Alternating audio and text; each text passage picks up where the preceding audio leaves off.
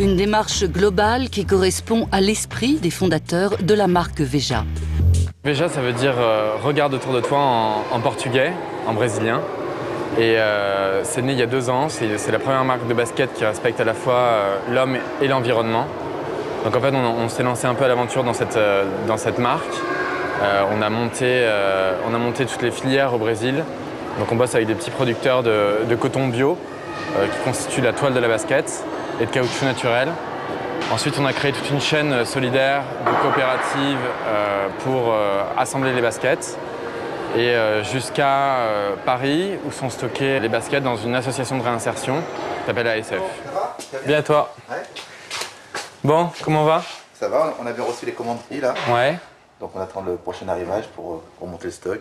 On s'est lancé là-dedans sans études de marché, sans tout le brouhaha commun des entreprises qui démarrent, en se disant que ça allait marcher, mais on ne s'attendait pas du tout à une réaction aussi positive du grand public. On a vu que le commerce équitable, à proprement parler, avec des standards élevés et des principes forts, fonctionnait localement, changeait la vie des personnes concernées, avait un impact fort sur l'environnement et était durable.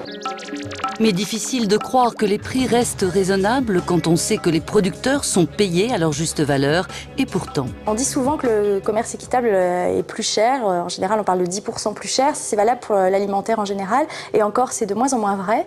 Et pour ce qui concerne la mode équitable, c'est pas toujours vrai du tout non plus, c'est un cliché contre lequel il faut un peu s'élever, parce qu'on peut tout à fait trouver des t-shirts équitables à petit prix, c'est justement le combat de certaines marques qui veulent viser le plus grand public possible, et qui du coup s'efforce de proposer des vêtements très simples, à très petit prix, et pour permettre justement au grand public d'adhérer à cette cause et d'essayer d'en faire un combat très très large. L'une des raisons pour laquelle on a choisi la basket, c'est parce que c'est l'un des produits de grande consommation qui concentre le plus de marketing et de communication. Nous, on a choisi de ne pas faire de pub, de ne pas faire de com, et de remonter ces ressources-là en amont vers les producteurs.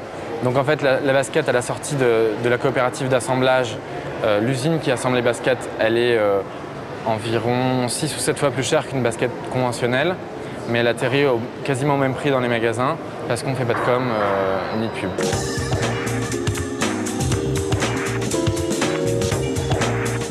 Des prix raisonnables, une vraie patte artistique et des vêtements fashion, un bel avenir pour la mode éthique. Il faudrait que le commerce équitable n'existe plus, à la limite que le label disparaisse pour qu'il envahisse l'ensemble du commerce. Là, on est un peu dans le rêve encore, mais ça avance.